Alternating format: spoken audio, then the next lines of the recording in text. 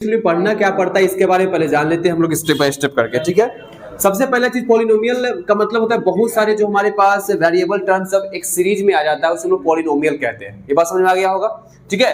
दूसरा बात बनता है कि पॉलिनोमियल हमारे पास क्या होता है कि जैसे मान लीजिए मैंने लिखा है यहाँ पे x² + 2x + 5 मैंने ऐसे लिख दिया, ठीक है।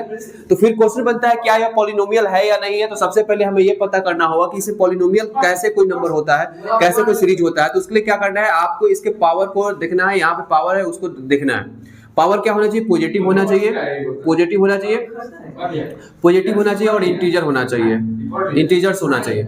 पॉजिटिव इंटीजर्स अगर है तो इसका मतलब हुआ पॉलिनोमियल है। मतलब पॉजिटिव इंटीजर का मतलब ये होता है कि x के पावर अगर मान लीजिए 2 लिखा हुआ है या 5 लिखा हुआ है, 5x प्लस मान लीजिए 10 कुछ भी लिखा, तो यहाँ प्लस है, ये भी प्लस है। और दूसरी बात क्या है, ये नंबर है। नंबर का मतलब पूरा 100% नंबर, मतलब पॉइंट भी नहीं है, हमारे डेसिमल में नहीं है, तो फिर यह क्या कहलाएगा, हमारा पॉलिनोमियल कहलाएगा, ठीक है। अगर मान लीजिए एक जगह पे ऐसे लिख देते हैं -2/3 लिखा गया, मान लीजिए फिर यहाँ 5x लिख दिया प्लस 3 लिख दिया, ऐसा कुछ लिखा हुआ है। तो फिर यहाँ पर देखिए गौर से, यहाँ पे क्या हो जा रहा है, तो ये देखिए माइनस में आ गया। तो जब नेगेटिव हो जाता है तो वह पॉलिनोमियल नहीं होता है। इसका मतलब ये हुआ कि यह जो माइनस नेगेटिव आने की वजह से पॉलिनोमियल नहीं होगा, क्योंकि पॉलिनोमियल के बारे में ये बताया गया कि पॉजिटिव इंटीजर्स होना चाहिए, वही पॉलिनोमियल होगा।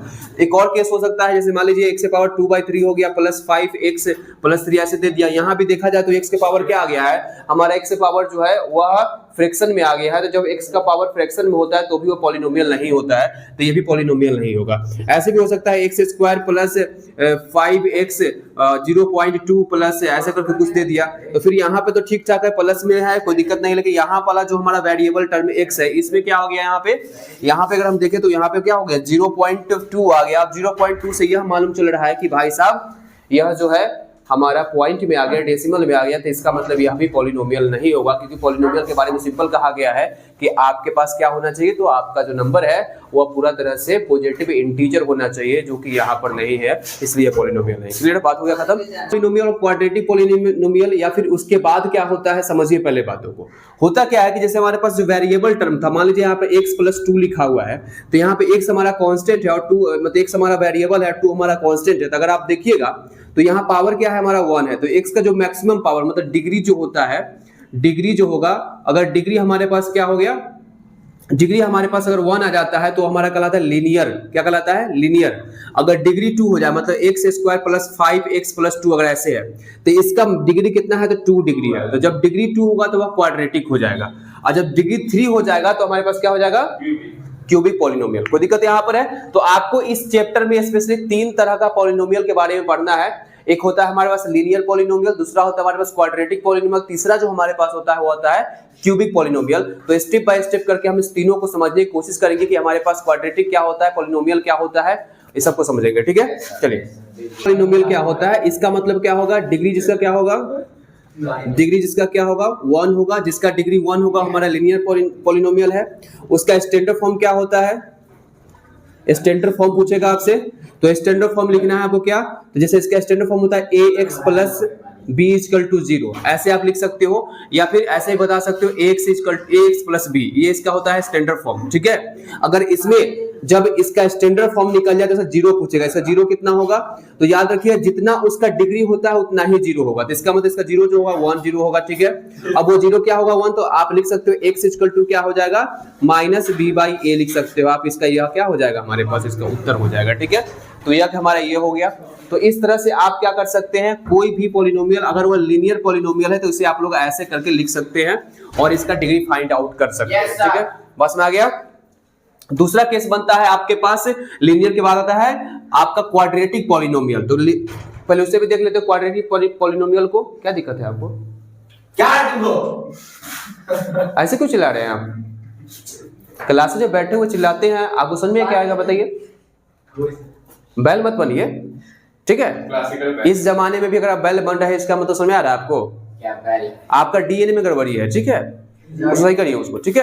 क्वाड्रेटिक पॉलिनोमियल को कैसे जानेंगे, तो इसका डिग्री कितना होता है भाई साहब, डिग्री जो होता है, डिग्री जो होगा इसका 2 होगा। मतलब क्या हुआ, x का मैक्सिमम वैल्यू, x का जो हमारा एक्सपोनेंट है वो कितना होगा, 2 होगा, ठीक है। दूसरा बात, जब डिग्री 2 होता है तो उसका 0 भी कितना होता है, जीरो कितना होगा, तो जीरोज भी कितना होगा, 2 होगा, ठीक है।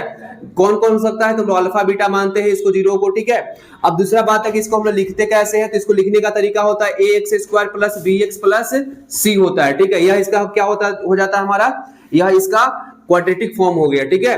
दूसरा चीज क्या होता है, जब जीरो फाइंड आउट हो, जब जीरो आपको दिया हुआ हो, ठीक है, जब जीरो आपको दिया हुआ होता है तो फिर हम इसको ऐसे लिख सकते हैं x² minus alpha plus beta x plus alpha into beta equal to, अगर ऐसे कर दो यहाँ पे k लिख देते हैं, तो ये हमारा क्या हो जाता है, इसका एक और स्टैंडर्ड फॉर्म निकल के आ गया, ठीक है। तो आप दोनों तरह से लिख सकते हो। यहाँ पे अल्फा और बीटा क्या है, यहाँ पे तो अल्फा और बीटा जो है जीरोस का वैल्यू है, मतलब वह वैल्यू जिसे डालने पर यह पूरा तरह से कितना के बराबर आ जाए, जीरो के बराबर हो जाए। कोई दिक्कत यहाँ पर है, ये बात समझ आ गया। चलिए हटाइए, अब यहाँ समझिए क्वाड्रेटिक पॉलिनोमियल में समझ आ गया, जिसका डिग्री 2 होगा। डिग्री जब 2 है तो इसका मतलब क्या होगा, जीरोज भी कितना होंगे, 2 होंगे। उसको हम लोग रिप्रेजेंट कैसे करेंगे, अल्फा और बीटा से रिप्रेजेंट करेंगे। उसको लिखने का तरीका हमारा क्या होता है, ax² plus bx plus c होता है। तीसरा केस क्या होता है, अगर हमें अल्फा बीटा मालूम हो तो हम इसको ऐसा लिख सकते हैं, और उस वैल्यू को पुट करने से पूरा इक्वेशन क्या हो जाता है, जीरो के बराबर आ जाता है, उसी को हम लोग जीरो कहते हैं। कोई दिक्कत यहाँ पर है, ये बात समझ आ गया। चलिए अब अगला स्टेप समझते हैं, एक और स्टेप समझते हैं जो काफी ज्यादा इंपॉर्टेंट स्टेप इसमें हो जाता है, जिसको आपको समझना पड़ेगा। समझना क्या पड़ता है, आपसे पूछेगा सम ऑफ जीरोज, क्या पूछता है, sum of zero. Sum of zero एक पूछता है product of zero, product of zero. अब समझिए सम ऑफ जीरोज क्या होता है, प्रोडक्ट ऑफ जीरोज क्या होता है, ठीक है। सम ऑफ जीरोज का मतलब क्या है, यहाँ वाला ये है सम ऑफ जीरोज, देख लीजिए ये है सम ऑफ जीरोज और ये है प्रोडक्ट ऑफ जीरोज, ठीक है। तो यहाँ पर कहने का मतलब क्या है, सम ऑफ जीरोज को अगर हमें लिखना हो तो इसके लिए फॉर्मूला क्या हो जाएगा, तो सम ऑफ जीरोज के लिए फॉर्मूला हमारे पास हो जाता है, पहले हम इसको मिटा देते हैं थोड़ा सा।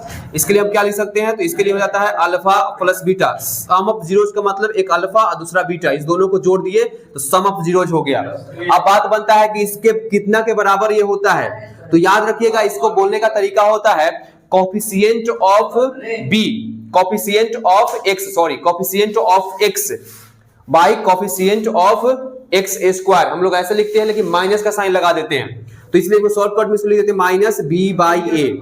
तो coefficient of X by coefficient of X square, ये जो हमारा फॉर्मूला हो जाता है सम ऑफ जीरोज के लिए फॉर्मूला हो जाता है, ठीक है। दूसरा जो हमारे पास होता है product of zero, product of zeros, product of zeros के लिए क्या फॉर्मूला हो जाता है, प्रोडक्ट का मतलब मल्टीप्लाई, तो दोनों को मल्टीप्लाई कर दिए, अल्फा और बीटा दोनों हमारा क्या है, यहाँ पे जीरो है, दोनों को मल्टीप्लाई कर दिए।